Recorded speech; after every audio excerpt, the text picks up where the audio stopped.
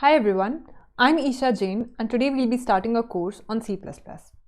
So guys, this course is for beginners who are learning C++ as a part of their academics, like मतलब college और school वगैरह के part में वहाँ पे पढ़ाया जाता है and उसके लिए पढ़ रहे हैं.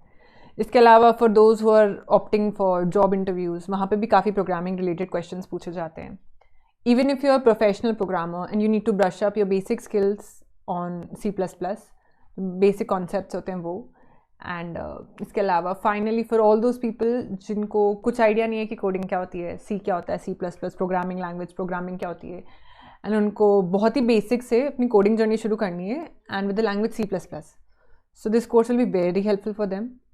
ये कोई ब्रांच स्पेसिफिक कोर्स नहीं है कि इसमें सिर्फ सी एस या आई टी वाले बच्चे चाहिए. केमिकल के हो या सिविल के हो या कोई सी भी ब्रांच के हो, and if you interested in coding, like हल्का सा भी इंटरेस्ट है कोडिंग या सी प्लस प्लस जानने में, सो this course will be very helpful. क्योंकि हम इस कोर्स में बहुत ही बेसिक हेलो वर्ल्ड लिखने से लेकर बहुत ही एडवांस टॉपिक्स जैसे ऑब्जेक्ट ओरिएंटेड प्रोग्रामिंग हो गए और टेम्पलेट्स वगैरह हो गए सी प्लस प्लस में, तो सब इन डिटेल कवर करने वाले हैं. So I think without further ado we should jump into the topics. So इस वीडियो में जो टॉपिक्स कवर होने वाले हैं वो ये सब हैं. Like what is the need of the computer, सबसे पहले प्रोग्रामिंग क्या होती है, फिर IDE क्या होती है, फीचर्स क्या होते हैं सी प्लस प्लस के, और एप्लीकेशंस क्या होते हैं सी प्लस प्लस के. ठीक है, तो सबसे पहले हम लोग स्टार्ट करते हैं. The first question that we have is what is the need of the computers. Computers की नीड क्यों आई? तो कंप्यूटर्स क्या करते हैं? हम कंप्यूटर्स कंप्यूटेशनल टास्क परफॉर्म करते हैं. वो टास्क जो हम लोग पेन और पेपर पे लिखते हैं. पेन और पेपर पे कैसे लिखते हैं? फॉर एग्जाम्पल जैसे एक फॉर्मूला वगैरह हुआ, राइट? तो हमने उस फॉर्मूला में कुछ इनपुट वैल्यू दी और वो फॉर्मूले से कुछ आउटपुट आता है, उसका आंसर. उस फॉर्मूले में जब वो वैल्यूज़ गई तो कुछ आउटपुट आता है. तो ये होती है कंप्यूटेशनल टास्क जो हम लोग पेपर पेन पे लिखते हैं. अब ये टास्क अगर कैलकुलेशन ही करनी थी तो calculator was also good enough. Calculator भी तो कैलकुलेशंस करता है, राइट? ये मन में डाउट सबके आता है. So now think about it कि कैलकुलेटर में हमने क्वेश्चन दिया कि हमें 2+3 करना है, राइट? तो हम कैलकुलेटर में कैसे परफॉर्म करेंगे? हम सबसे पहले 2 एंटर करेंगे, फिर प्लस ऑपरेटर एंटर करेंगे, फिर 3 एंटर करेंगे, फिर इक्वल टू दबाएं, इक्वल टू भी प्रेस करना पड़ेगा एंड उसके बाद 5 आएगा, राइट? तो ये तो बहुत ही छोटा क्वेश्चन हुआ. मान लो अब हमें अगर कोई बड़ा क्वेश्चन करना है, बड़ा क्वेश्चन एज इन हमें एक एवरेज निकालना है, एवरेज ऑफ 1 से लेकर 100 नंबर्स तक का एवरेज निकालना है. तो अब हमें पता है कि 1 से लेकर 100 तक का एवरेज कैसे निकालेंगे. हम 1 प्लस करेंगे, फिर 2 प्लस करेंगे, फिर 3 plus and so on till 100, और उसके बाद इक्वल टू करके उसके बाद डिवाइड करके टोटल 100 नंबर से. So it's a very very big task. और ये तो फिर भी स्मॉल है. अगर लोग सोच रहे हो कि ये क्वेश्चन तो कर सकते हैं हम कैलकुलेटर से, तो ये तो फिर भी स्मॉल है. बट और बड़े बड़े मैथमेटिकल कॉन्सेप्ट्स जैसे कि हम लोग को, अगर तुमने स्टैटिस्टिक्स पढ़ी होगी तो मीन, मोड, मीडियन, जैसे जेई में पढ़ के आए होंगे, तो मीन निकालना है, मोड निकालना है, मीडियन निकालना है, और भी बहुत बड़े बड़े जो मैथमेटिकल कॉन्सेप्ट्स होते हैं, तो वो सब कैलकुलेटर की मदद से तो नहीं हो सकता. तो हमने सोचा कि हम थोड़ा हायर लेवल ऑफ कैलकुलेटर बनाते हैं जिसमें हम क्या करें कि हम उसे डायरेक्ट ऑर्डर्स दें, हम उसे डायरेक्ट टास्क दें कि हमें एवरेज निकालना है इन नंबर्स का, और वो हमें एवरेज निकाल के दे दे. रादर देन, जैसे ऐसा नहीं है कि कैलकुलेटर एवरेज नहीं निकाल सकता, बट कैलकुलेटर में हमें हर एक बार एवरेज निकालने के लिए हर बार बताना पड़ेगा कि पहले इन सबको ऐड करो, 1 प्लस करो, 2 प्लस करो, 3 प्लस करो, फिर उसके बाद उसको डिवाइड करो उस नंबर से. कंप्यूटर को हम एक बार बता सकते हैं, जैसे एक बार प्रोसीजर दे दी हमने उसे कि एवरेज की ऐसे प्रोसीजर सेव कर दी उसमें कि 1 से लेकर 100 तक ऐड करके डिवाइड करना, this is the process of taking out average. And उसके बाद हम बस डायरेक्ट उसे ऑर्डर दें कि हमें एवरेज निकालना, तो हर जितने भी नंबर्स होंगे उन सबका एवरेज निकाल देगा in just few seconds, right? So इसलिए नीड आई थी कंप्यूटर की बड़े बड़े कंप्यूटेशनल टास्क करने के लिए. छोटे वाले तो हम लोग कैलकुलेटर से कर लेते थे, बट जैसे जैसे नीड बढ़ती गई वैसे वैसे प्रोग्राम, मतलब कैलकुलेटर का हायर वर्जन आ गया, तो तब जाके कंप्यूटर डेवलप हुआ एंड कंप्यूटर की नीड आई. तो हमें नीड समझ में आ गई कंप्यूटर की. अब हम देखते हैं कि भाई प्रोग्रामिंग होती क्या है. प्रोग्रामिंग वर्ड इतना यूज़ करते हैं, तो प्रोग्रामिंग क्या होती है? तो इसकी टेक्निकल डेफिनेशन देखते हैं. इसकी टेक्निकल डेफिनेशन ये है कि a process of creating set of instructions that tells a computer how to perform a task without making any mistakes. Fine. So high chances कि ये सर के ऊपर से गई हो, बिकॉज काफ़ी टेक्निकल डेफिनेशन है. तो एक बेसिक एग्जाम्पल से शुरू करते हैं. मान लो ये तुम्हारी टीचर है. नाउ शी टेल्स यू, वो तुम्हें एक क्वेश्चन देती है. उसने तुम्हें क्वेश्चन दिया कि तुम्हें x² + 2x + 4 इसकी वैल्यू निकालनी है, and this is you. Fine. अब नाउ तुम लोग, और ये क्वाड्रेटिक इक्वेशंस हैं अगर किसी को नहीं पता हो. So what does teacher do? Teacher ने दिए तुम्हें इंस्ट्रक्शंस क्योंकि तुम्हें नहीं आता है। लाइक तुम अभी इमेजिन करो कि तुम अभी सेकंड क्लास में हो, ठीक है, तो टीचर तुम्हें इंस्ट्रक्शंस देगी कि क्या क्या परफॉर्म करो। वो इंस्ट्रक्शंस देने के बाद तुम ये जैसे जैसे वो बोलती जाएगी, जो जो मेथड बताएगी वो करोगे, एंड उसके बाद you will give some output, right. This is how it works. The same case happens with computer as well. Like computer भी मशीन ही तो है, नॉन लिविंग मशीन है, राइट। सो क्या होता है कि ये कंप्यूटर है, कंप्यूटर में एक प्रोग्रामर सेम इंस्ट्रक्शंस देता है। जैसे एक प्रोग्रामर है,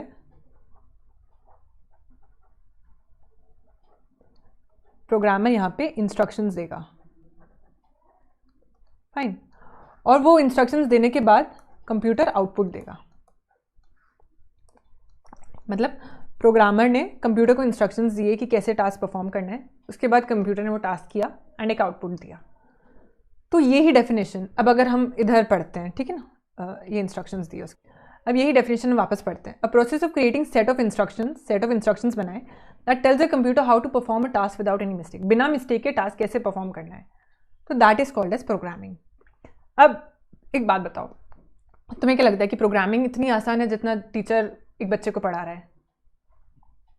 चलो मान लेते हैं, जस्ट लेट्स अज्यूम कि जो टीचर है, इस टीचर को आती है स्पेनिश, टीचर बोलता है स्पेनिश, एंड जो स्टूडेंट है, student speaks just Hindi.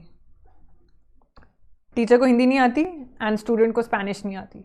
So do you really think it's possible for both of them to communicate? क्या कोई पॉसिबिलिटी है कि वो स्पेनिश में बोल रही है और ये अपने आप समझ जाए कि हिंदी में कैसे प्रोसेस करना है? नहीं। तो हमें इन दोनों के बीच में जो इन लैंग्वेजेस को ट्रांसलेट करे, तो हमें एक बीच का मिडिल मैन चाहिए, जिसे कहते हैं हम ट्रांसलेटर, राइट। मतलब एक ट्रांसलेटर चाहिए होगा ना, जो ट्रांसलेट करे स्पेनिश से हिंदी में। तो same course happens with computer as well. तो जब कंप्यूटर जो है वो हमारी लैंग्वेजेस नहीं समझता, इंग्लिश, कंप्यूटर की अलग लैंग्वेज होती है, उसे कहते हैं मशीन कोड, मशीन कोड। और जो प्रोग्रामर होता है वो या तो इंग्लिश में लिखता है या फिर उससे बेटर लैंग्वेजेस में कहे तो प्रोग्रामिंग लैंग्वेजेस में लिखता है, ठीक है, प्रोग्रामिंग लैंग्वेजेस में लिखता है। प्रोग्रामिंग लैंग्वेजेस के एग्जांपल्स क्या होते हैं? जैसे जो अभी अपन एक पढ़ रहे हैं C++, इसके अलावा सी होती है, C++ हो गई, पाइथन हो गई, जावा हो गई, बहुत सारी अलग अलग टाइप्स। तो ये प्रोग्रामिंग लैंग्वेज में जो हम यूज़र है, मतलब जो प्रोग्रामर है, तो उसे से प्रोग्रामिंग लैंग्वेजेस आती है, C++, पाइथन या कोई भी। एंड जो कंप्यूटर है, कंप्यूटर को सिर्फ मशीन कोड समझ में आता है। तो यहाँ पे भी सेम केस है कि एक मिडिल मैन चाहिए होगा, राइट, जो प्रोग्रामिंग लैंग्वेज को कन्वर्ट कर सके मशीन कोड में। मशीन कोड क्या होती है? मशीन कोड वो होती है जो कंप्यूटर समझता है। It's a type of language which involves only 0 and 1। मतलब इस लैंग्वेज, जो लैंग्वेज है पूरी परफॉर्म होती है, जैसे अपनी जो लैंग्वेज होती है, अपन जैसे बोलते हैं अल्फ़ाबेट्स वगैरह बोलते हैं, ग्रामर बोलते हैं, इंग्लिश बोलते हैं, तो ABCDEFG उसमें ये सब होते हैं, नंबर्स वगैरह होते हैं, वैसा होता है। तो जो कंप्यूटर की जो लैंग्वेज होती है मशीन कोड, उसमें सिर्फ 0 और 1 होता है। इसके बारे में हम थोड़ा इन डिटेल नेक्स्ट वीडियो में पढ़ेंगे। अभी के लिए अगर हम लोग देखें तो हमें ये मिडिल मैन चाहिए। तो ये मिडिल मैन क्या होता है? इस मिडिल मैन को बोलते हैं, जैसे ऊपर उसे ट्रांसलेटर कहा जाता था, तो कंप्यूटर में इसको कंपाइलर कहा जाता है, कंपाइलर। तो कंपाइलर क्या करता है? प्रोग्रामिंग लैंग्वेजेस को कन्वर्ट करता है मशीन कोड में। So what does the compiler do? It converts programming languages into machine code so that हम अपने कोड्स दे सकें और हम अपने टास्क कंप्यूटर से करवा सकें, ठीक है। तो ये होती है प्रोग्रामिंग लैंग्वेज। अब नेक्स्ट क्वेश्चन आता है, it's also important question. Next question आया कि भाई अब कोड करें कहाँ, वेयर टू कोड, मतलब कोड करना कैसे, ये सब तो सीखेंगे, पर पहले कोड करें कहाँ हम। अच्छा इमेजिन कि जैसे मैंने यहाँ पे लिखा कि 2 + 3 = 2, क्या ये अपने आप सॉल्व हो जाएगा? मैंने वन नोट पे लिखा अभी फॉर एग्जांपल 2 + 3 = 2, तो क्या ये यहाँ पे सॉल्व हो जाएगा? नहीं। मान लो मैंने वर्ड पे लिखा, एक्सेल पे, कहीं पे भी लिखा, तो ऐसा है कि वो अपने आप 2 + 3 करके सॉल्व करके दे देगा हमें? नहीं। So there is a particular place that we have to write our codes in, ठीक है, जहाँ पे वो कोड रन कर सके, एग्जीक्यूट कर सके, कंपाइल कर सके। तो वो प्रोसेस, वो जगह, वो एनवायरनमेंट जो हम प्रोवाइड करते हैं जहाँ पे कोड लिखा जाता है, उसे कहते हैं IDE। तो अब हम आते हैं नेक्स्ट टॉपिक पे हमारे कि what is an IDE, fine. तो IDE क्या होती है? There is a lot of things written here, मैं वन बाय वन एक्सप्लेन करती जाऊंगी। अभी के लिए what is an IDE is an integrated development environment, एक ऐसा एनवायरनमेंट जिसमें हम एक ऐसा सॉफ्टवेयर बोल सकते हैं, IDE is a piece of software that acts as a text editor, debugger as well as compiler. तो एक एक करके वर्ड समझते हैं, ठीक है। टेक्स्ट एडिटर क्या होता है? Text editor is some place where you will write your code, right. For example तुम यहाँ पे कोड लिख रहे हो, लिख तो सकते हो, कोई दिक्कत नहीं है, कोड लिख लोगे यहाँ पे, पर बहुत ज़्यादा चांसेस है ना कि जैसे यहाँ पे तुम सारे काम नहीं कर सकते, सिर्फ लिख पाओगे, right. You can't compile it here because compiler अलग से चाहिए होता है। तो एक आईडीई एक इंटीग्रेटेड डेवलपमेंट एनवायरनमेंट होता है, मतलब एक ऐसा सॉफ्टवेयर जिसमें तीनों चीज़ें होती है। टेक्स्ट एडिटर जहाँ तुम कोड लिख सकते हो और एडिट कर सकते हो। डीबगर, अब डीबगर क्या होता है? Debugger is a new word for you all. So see, debugger that helps you eliminate errors.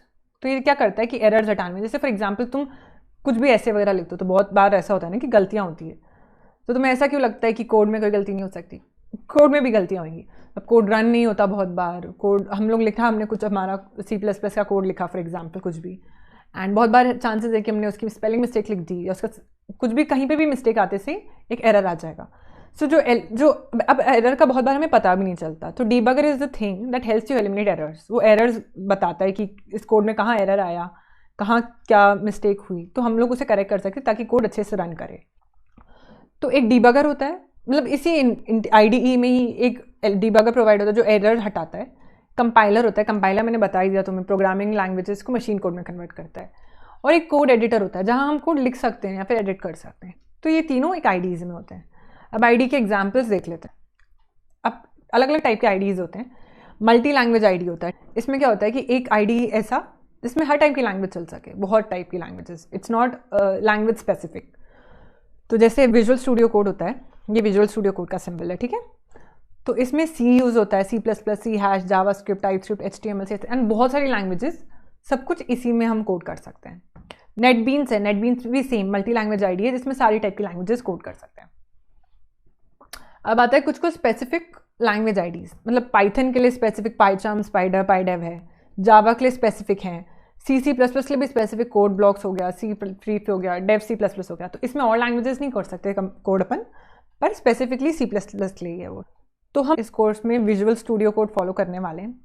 Apart from this, अगर तुम लोग ऑलरेडी कोई अपनी खुद की आईडी पहले से कोड कर रहे हो, आईडी यूज़ कर रहे हो, जैसे कोड ब्लॉक्स हो गया, डेव C++ हो गया, कोई भी अपनी खुद की पहले से आईडी यूज़ कर रहे हो, तो कोई इशू नहीं है, कोई प्रॉब्लम नहीं, कहीं पे भी कोड करो, ऑनलाइन भी कोड कर सकते हो, कोई दिक्कत नहीं है। पर द थिंग इज़ कि हम इस वीडियो में जो फॉलो करने वाले वो विजुअल स्टूडियो कोड है, नहीं तो जो भी तुम आईडी यूज़ करना चाहो कर सकते हो, it's free, no compulsion, okay fine. अब हम आते हैं फीचर्स ऑफ C++ पे। फीचर्स क्या है C++ के बारे में, ठीक है। तो हमने तो बहुत कुछ देख लिया कि आईडी क्या होती है, आईडी क्या करती है, तो अब हम पढ़ते हैं फीचर्स क्या है C++ के। सबसे पहला फीचर जो दिख रहा है तुम लोगों को, इंटरमीडिएट लेवल लैंग्वेज, फाइन। सो दो टाइप की लैंग्वेजेस होती हैं, मतलब बहुत टाइप की होती हैं, पर प्रोग्रामिंग में एक होती है हाई लेवल लैंग्वेज, एक होती है लो लेवल लैंग्वेज, ठीक है। अब हाई लेवल लैंग्वेज जैसे हुई, सी हुई, एग्जाम्पल्स इसके हैं सी, पाइथन, जावा, ये सब। अब और लो लेवल लैंग्वेज कैसी हुई थी जो हमने पढ़ी थी वहाँ पे, machine code, fine. Machine code is a low level language. और असेंबली कोड भी होता है, वो पढ़ोगे आगे, मतलब काफ़ी हायर कोर्स है, वो अभी की ज़रूरत नहीं है उसके लिए। हाँ, सो हायर लेवल लैंग्वेजेस ये होती हैं और लो लेवल लैंग्वेजेस ये होती हैं।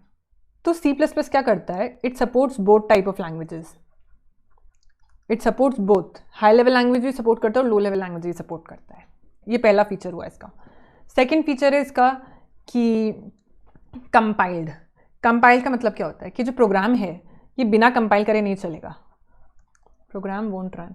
सो मतलब इट्स कंपलसरी, जैसे अपन ने पढ़ ही लिया था कि अपन को ज़रूरत है कंपाइलर की, क्योंकि अपन को जब प्रोग्रामिंग लैंग्वेज से कन्वर्ट करना होता है, what you call it as, programming language से मशीन कोड में कन्वर्ट करना होता है, राइट। तो कंपाइलर की ज़रूरत होती है। तो ये कंपाइल लैंग्वेज है, इसको कंपाइल करके बिना ये एग्जीक्यूट नहीं होगा, ठीक है, प्रोग्राम रन नहीं करेगा। मल्टी पैराडिग्म की बात करी जाए तो it's a broad topic. Multi paradigm मतलब प्रोग्रामिंग स्टाइल्स होते हैं, अलग अलग आपके प्रोग्रामिंग क्या स्टाइल्स हैं, प्रोग्रामिंग स्टाइल्स। सो या फिर स्टाइल्स बोल लो या फिर अप्रोच बोल लो। तो इसके बारे में मैं थोड़ा सा ब्रीफ अप देना चाहूँगी, नीचे अलग से टॉपिक ले जाते हैं, एक काम करते हैं। हाँ, सो यहाँ पे डिफाइन करते हैं अपन लोग कि मल्टी पैराडिग्म से मतलब क्या है, समझे अपन। मल्टी पैराडिग्म ईजी है, ज़्यादा टफ नहीं है, तो इसलिए एक बार इसको देख ही लेते हैं। Multi paradigm language, C++ multi paradigm language है क्योंकि ये दो प्रोसेसेस फॉलो करती है, एक प्रोसीजरल और एक ऑब्जेक्ट ओरिएंटेड। अब देखते हैं कि ये प्रोसीजरल और ये ऑब्जेक्ट ओरिएंटेड ये सब क्या क्या चीज़ें हैं, ठीक है, नए वर्ड्स हैं, तो इनके बारे में पढ़ते हैं थोड़ा। तो प्रोसीजरल लैंग्वेज क्या होती है कि मान लो तुमने कुछ कोड लिखा बड़ा सा, अब बहुत चांसेस हैं कि इस कोड में ये वाला, जैसे इस कोड में एक इतना सा प्रोग्राम है, मान लो ये बार बार रिपीट हो रहा है, ये एक बार इधर भी हो रहा है और ये एक बार इधर भी आ रहा है। तो सेम कोड को बार बार लिखने की जगह हमने क्या सोचा कि हम इसे प्रोसीजरल बना लेते हैं। हम इस बड़े कोड को छोटे छोटे कोड्स में डिवाइड कर देते हैं, छोटे छोटे कोड्स में डिवाइड कर देते हैं, और एक बड़े कोड में जब भी ज़रूरत पड़ेगी तो हम इसे कॉल कर लेंगे, जब भी ज़रूरत इसकी पड़ी तो हम इसे कॉल कर लेंगे, मतलब ऐसे ABC।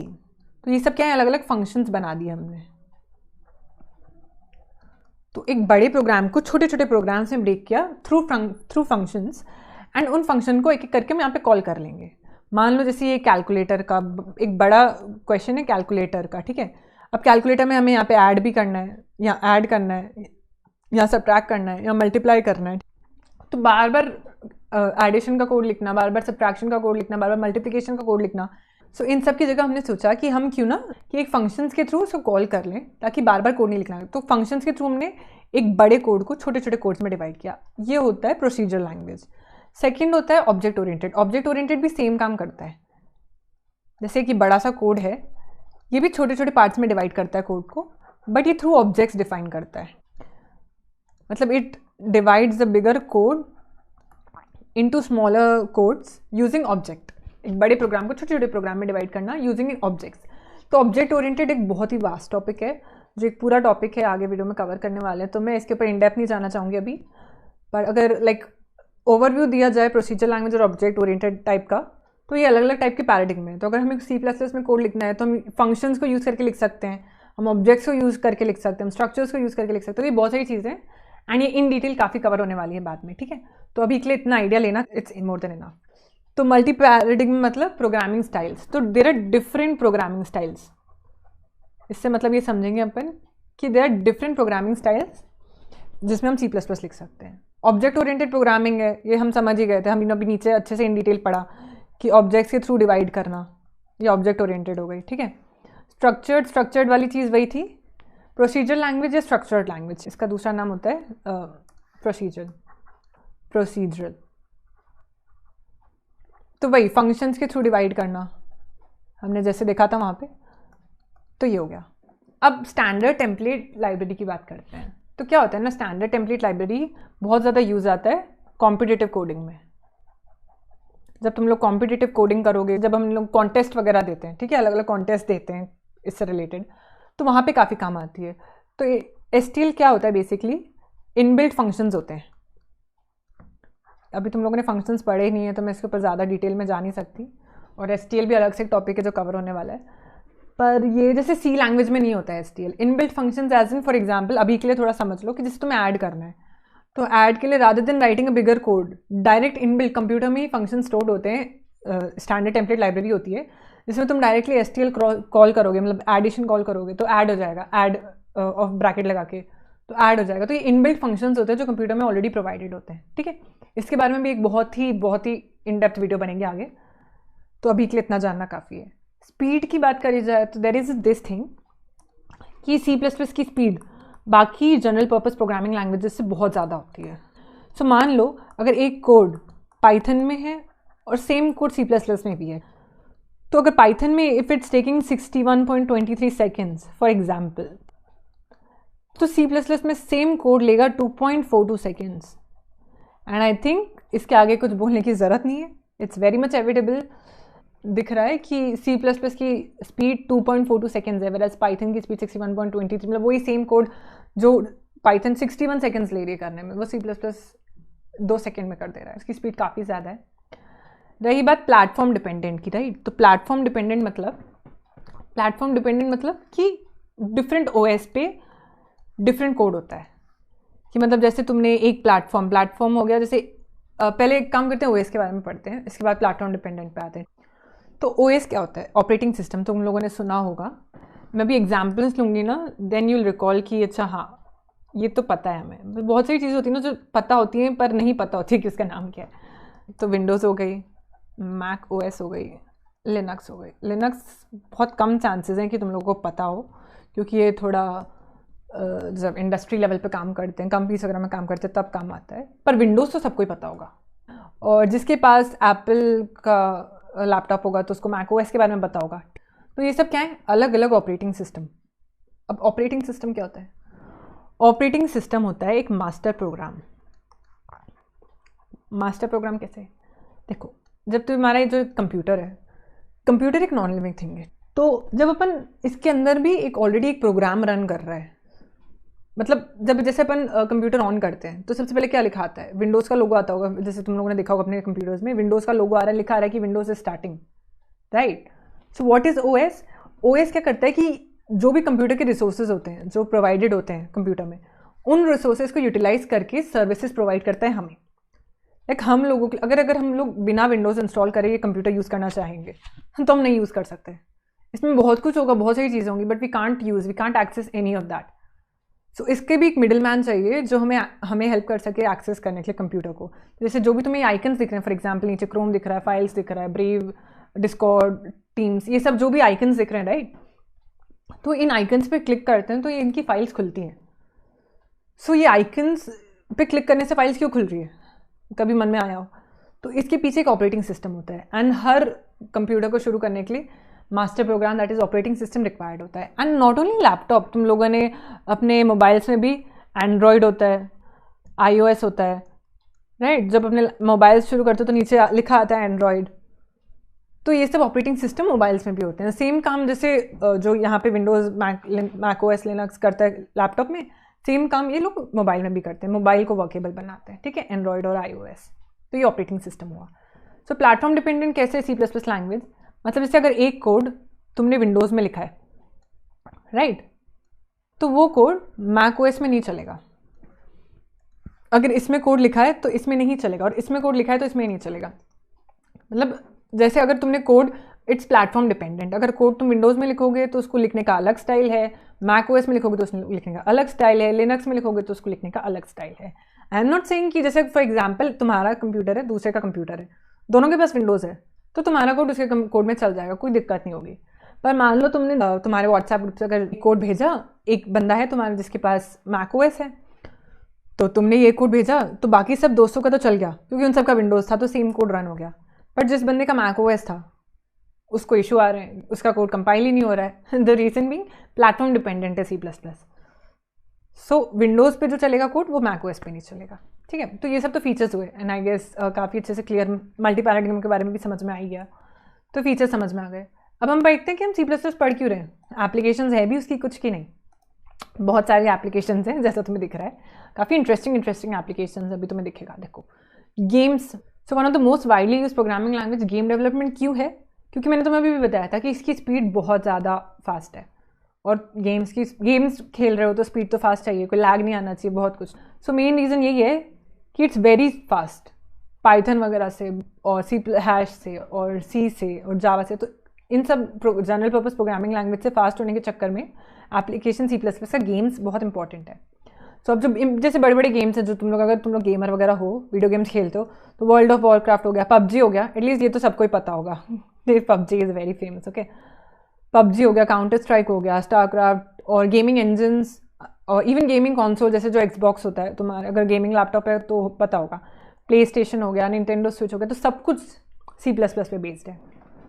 एनिमेशन की बात आती है तो आजकल एनिमेशंस वगैरह बहुत चल रहे हैं, 3D pictures, 3D animation, modelling, simulation, virtual reality वगैरह, ये सब, इमेज प्रोसेसिंग, ठीक है, रियल टाइम, और even sensor, mobile sensor applications बनाना, तो ये सब में भी C++, मतलब ये सब भी कोड C++ में होता है। वेब ब्राउजर्स, तो C++ is use for making, Google Chrome होता है, और मोजिल्ला का इंटरनल, अगर कोई फायरफॉक्स यूज़ करता है तो उसको पता होगा, ठीक है? फायरफॉक्स के बारे में सुना होगा, वरना गूगल क्रोम तो सभी यूज़ करते हैं, देखो यहीं पर ही है, ये रहा। तो वेब ब्राउजर्स में भी C++ यूज़ होता है। डेटाबेसेस, देखो डेटाबेस का तुम्हें इतना आइडिया होगा नहीं, पर अगर तुम सेकेंड थर्ड ईयर में हो तो तुमने शायद पढ़ा हो। MySQL करके डेटाबेस है, ब्लूमबर्ग RDBMS उसका डेटाबेस है, वरना बेसिक वेबसाइट जो होती हैं जैसे विकीपीडिया, याहू, यूट्यूब, इन सब के डेटाबेसेस को भी C++ से कोड किया जाता है। मीडिया प्लेयर्स हो गए, तो विनमैप करके मीडिया प्लेयर है एक, वो भी C++ में कोड होता है। मीडिया प्लेयर में मतलब म्यूजिक प्ले करना, वीडियोज ऑन करना, तो ये सब काम वो भी C++ से होता है। कंपाइलर्स रही बात, तो मैंने जैसे बोला था कि कंपाइलर ज़रूरी होता है, तो हर लैंग्वेजेस में कंपाइलर की ज़रूरत होती है, ठीक है। तो most of the compilers mainly written in C++ language, तो और लैंग्वेजेस के कंपाइलर्स भी C++ में लिखे जाते हैं, जैसे C# हो गया, जावा हो गया, तो इन सब के कंपाइलर्स भी C++ में लिखे जाते हैं, which is very astonishing. And finally operating system, मैं यही बात अगर 10 मिनट पहले बोलती तो तुम्हें क्लियर नहीं होती, बट ऑपरेटिंग सिस्टम के बारे में अब तो पढ़ लिया है थोड़ा थोड़ा। तो ऑपरेटिंग सिस्टम बनाने में भी माइक्रोसॉफ्ट का विंडोज़ ऑपरेटिंग सिस्टम हो गया, थोड़ा बहुत एप्पल का operating system, Microsoft Windows 95, 2000 XP, office, internet explorer, visual studio भी, माइक्रोसॉफ्ट विजुअल स्टूडियो, ठीक है। तो ये सब बनाने में C++ काम आता है। तो आई थिंक इसके applications, features, introduction, what is programming, what is an IDE, तो ये सब क्वेश्चन तो अब क्लियर हो गए। अभी क्वेश्चन क्लियर हुए तो लास्ट तुम्हारे लिए बचती है क्विज, तो या तो तुम ये अभी करो या घर में करके लाओ, but I am telling you do read and go through these questions and try answering it right now only. सबसे पहला क्वेश्चन, फाइन, तो सबसे पहला question, what do you understand by IDE and tell its example. तो IDE के बारे में बहुत अच्छे से बताया था, उसके एग्जाम्पल्स भी, तो अगर किसी को नहीं आ रहा तो go through those video, go through those lectures again. अगर ये वीडियो अच्छे से देखिए और अगर तुम लोग मोबाइल वगैरह में बिजी नहीं थे उस टाइम पे, अच्छे से वीडियो पे ध्यान दे रहे थे, तो लिटरली ये सब क्वेश्चन तो बहुत ईजी समझ में आ गया। बट कौन कौन से पैराडिग्स में जो C++ यूज़ करती है, what do you understand bye OS क्या होता है, उसके एग्जाम्पल्स।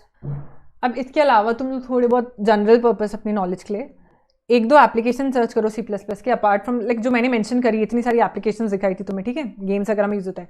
इसके अलावा कुछ एक दो एप्लीकेशन सर्च करके रखो कि और कहाँ कहाँ C++ यूज़ आती है। एंड लास्टली, अभी इतने एप्लीकेशंस देखे तो तुम्हें ये बताओ कि have you ever use any program that uses C++, ऐसा कोई प्रोग्राम तुमने काम किया हो जिस पे C++ यूज़ आया हो।